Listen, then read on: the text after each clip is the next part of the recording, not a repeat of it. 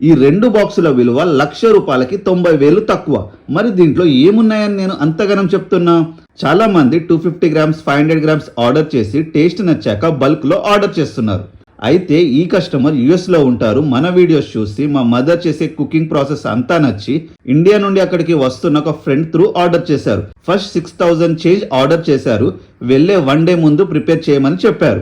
And తర్వాత ఇంకొన్ని pickles add చేశారు. అవేంటంటే ప్రాన్స్, గోంగూర ప్రాన్స్, చికెన్ బోన్లెస్, గోంగూర మటన్ అన్ని 1 kg అండ్ ఆల్సో కొత్తిమీర స్పెషల్, చింతపండు అండ్ దొండకాయ ఇవి 250 గ్రామ్స్.